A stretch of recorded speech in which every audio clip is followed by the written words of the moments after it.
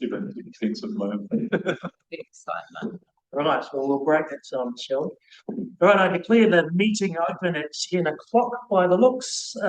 Kia manama, kia hura, kia tutuki, kia ora, homie, huye, yeah. Right, so welcome everyone to the Community Environment Committee meeting for Tuesday, the 21st of July, 2026. Welcome to members of the public.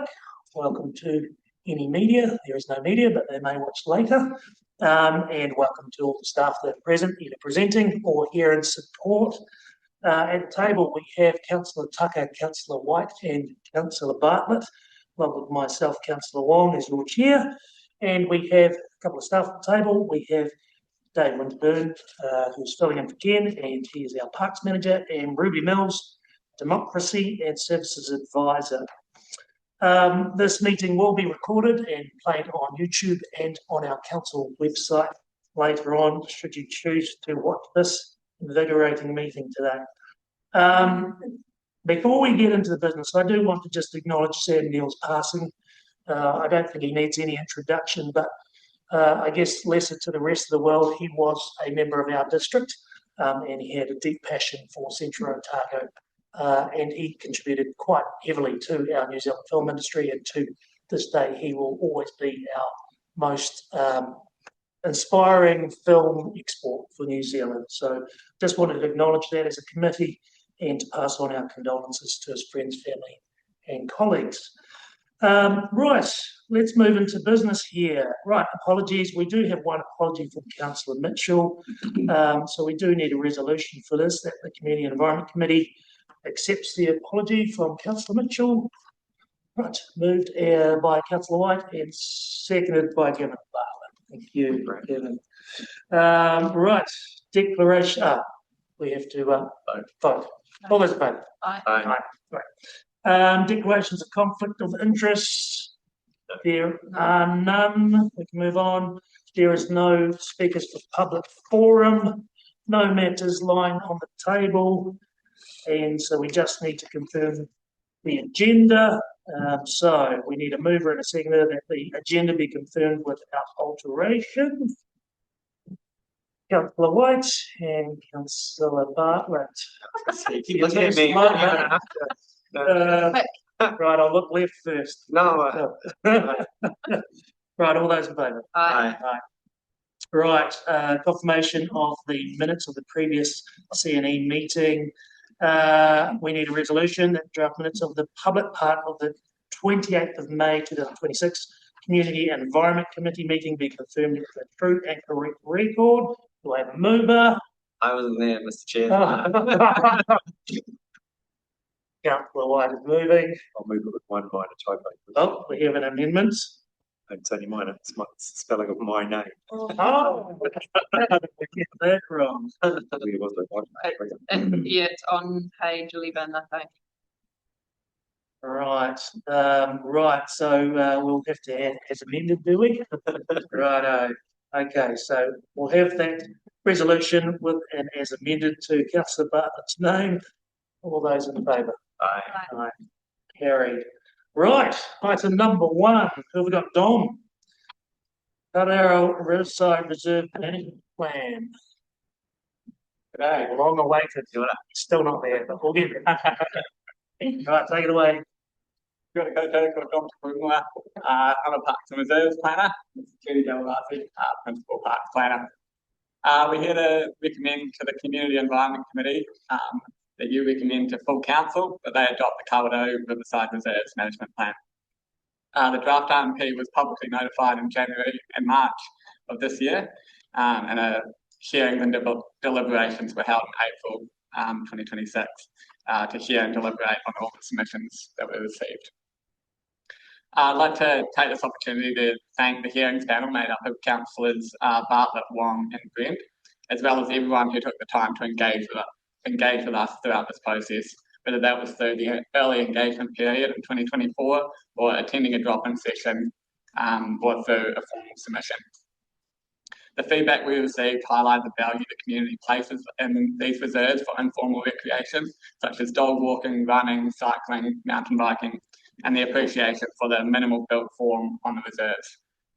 The plan seeks to support native ecological enhancement, especially along the riparian margin, restrict built infrastructure on the reserves, and enhance access to the Ivan Young Zoological Reserve and the river.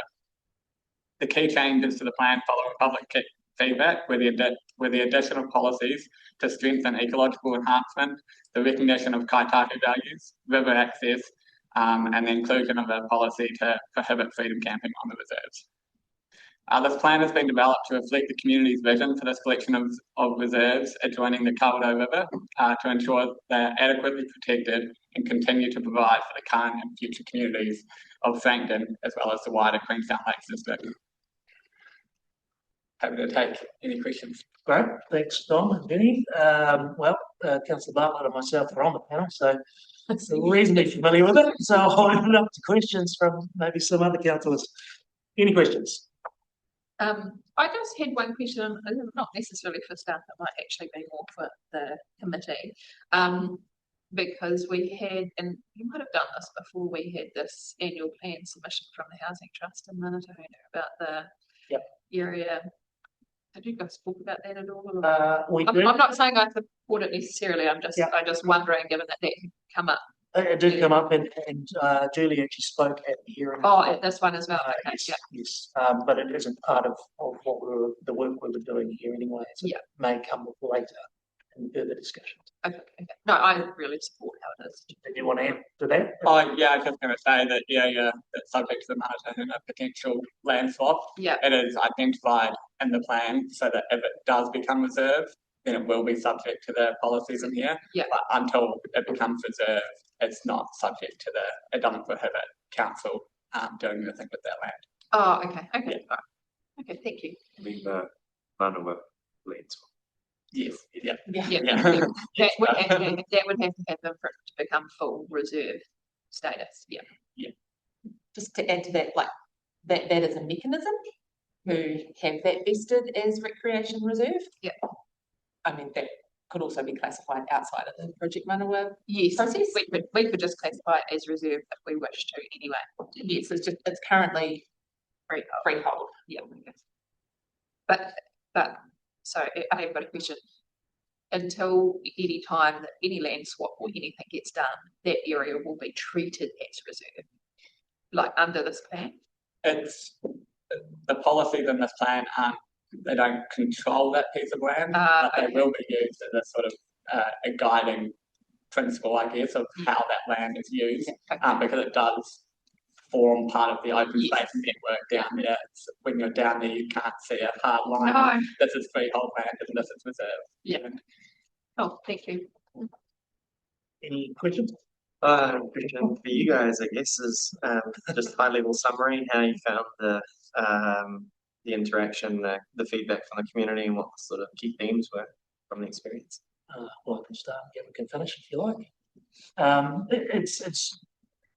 It was always a difficult one to deal with because you've got a family living down there who have some significant history, and their father, obviously, the Ivan Young Reserve, Zoological Reserve, that's got a huge amount of history there, and so there is a lot of passion, shall we say, within the community, but there's a lot of the community also looking at how they use that function and form going forward.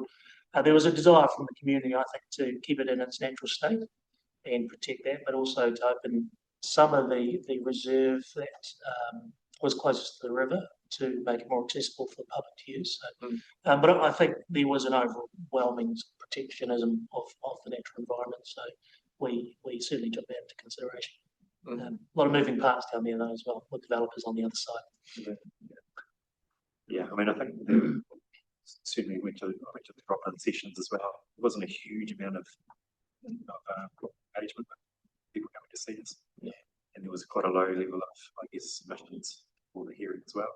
But I think we have reflected what did come through, but also a lot of the submissions were based around how the reserves might be developed in the future, which is sort of a little bit out of the scope of this. This is setting up the basic background of whatever future development plan might come through, but not necessarily that development plan at the moment. So my recollection of the process we usually Okay. The only other thing I was going to say was, I didn't pick it up last time, but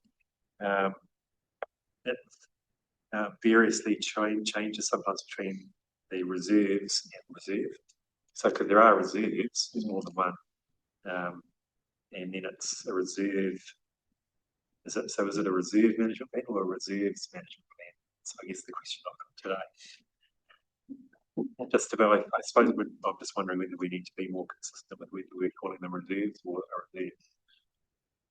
Yeah, I mean, it's because it is a collection of reserves, Yeah. and there are those sort of three. It does encompass the three areas of the Ivanyoung, Yeah. the unnamed riverside, and the Kawerau. It is a reserves management plan. Okay, because it does in some places it just calls it a reserve management. So whether we need to choose one or the other. Yeah, we can go through and It's a minor, Yeah. really No, minor. no. Either adding it or taking it. So is it a reserve management plan with reserves in it? I think that would be consistent with the Reserves Act and Yes. that sort of reference to That's nice. a reserve management plan, but other times we've called it an omnibus. There's been a collection of quite distinct reserves. But yeah, we can make sure that language is. Yeah. considered. All right, any other questions? Nope. Nope, okay, so we've got the resolution in front of us then. The Community Environment Committee note the contents of this report and recommend to council to adopt the Kawerau Riverside Reserve Management Plan. Do I have a mover? I will. Right, Councillor Bartlett, and Yeah. I'll give you one. Councillor Tucker, you can see away Councillor Tucker, discussion, anyone? No, happy, right, let's go to the vote then, all those in favour? Aye. Right, motion carried. Thank you very much, Penny and Dom. Yeah, thank you for your put into this. Yes, Yeah. we'll do it again at full council. Oh, I was going to ask it, is this come to full council? It's a recommendation of full council. It'll be this committee to report that. Yeah. Right, welcome Matthew, and Robert Dom, item number 2. Take it away. Good morning, everyone. This item today is a clarification of an easement which was granted in the late 80s, 1989. The lease was first granted to Canterbury Wetland Kindergarten Association, and it has been recognised that it doesn't actually provide legal access to the property because it doesn't cover the existing driveway. So this item is covering all aspects of the driveway and just providing an easement to grant them full access to the property. So I'm happy to take a report as read and answer any questions. Right, questions, Councillor Bartlett, Yeah. I'm ready to go. So there is a current easement, but it doesn't serve. There's an easement contained within the lease. So previously how leases were granted is they would contain an easement at the back of the lease. So that does contain an easement, but it doesn't cover all the parcels required to get vehicle access to the property. This is adding in that one area to provide full legal access to the property. And this is, currently it's a car park anyway. It's just an access through an existing car park. There's no intention to change that car park use at any stage, is there, at this point? No, and so we've just to add some context to that, this easement is for non-exclusive access. So if we wanted to change any layout, we only still need to provide access to that property. So we could change the layout of that car park in the future as long as we still provide access to their boundary. Was it not created? I mean, obviously, it doesn't have any direct access to it, but it was created with that original easement, intending to provide that access. The lease was granted with the easement intending to provide access. So the easement is currently in the lease. Attached to the lease. Okay. So the property itself, the title for the property doesn't have any access to any road. Correct.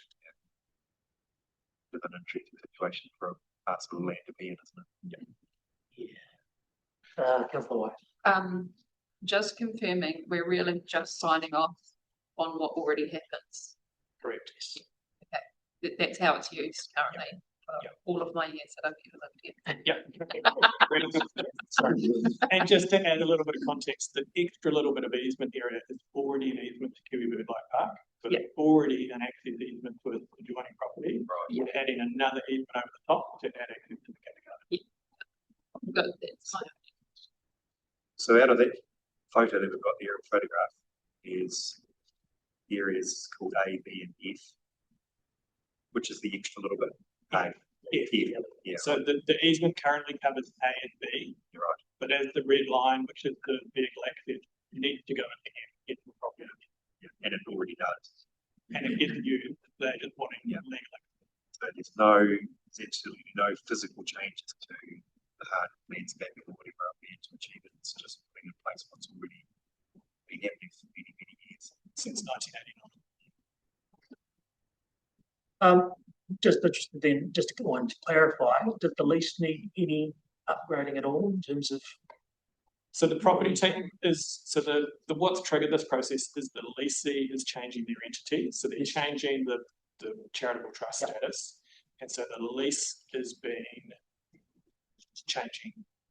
Right, so it has to change anyway. The lease is changing and we're independent. So instead of having the access easement within the lease, we're providing a separate access easement. So it will be a registered access easement, although that will still be tied to them having a lease. So if there is no lease, there will be no access. Right. But we're just creating a separate instrument for them to get. So that change in entity, what triggered, you found the easement issue in the first place? Right, okay. Good to know. Right, Councillor Zaka, you got any questions there? No, I'm happy, yes. So, Yeah. so block of land in the kindergarten, some of this council land leased to the kindergarten. Correct. Yeah. Local purpose reserve. Okay. All right, any further questions, councillors?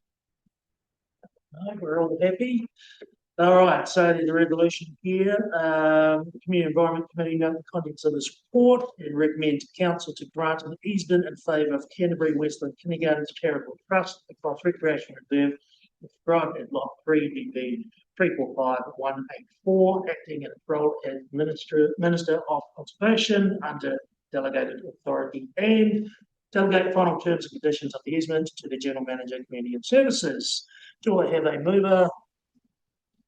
Councillor White and Councillor Tucker seconding. Thank you very much. Right, any discussion? Take it to the vote. All those in favour? Right, that motion is carried. Thank you. Okay, we are going to now move into a resolution to exclude the public. Right, and resolution is that the public be excluded from the meeting for discussion on the following items. And we need to confirmation of the draft minutes of the public excluded part of the Community Environment Committee meeting held on the 28th of May 2026. Right, mover. Tucker and second Councillor White, all in favour? Aye. Right, public excluded.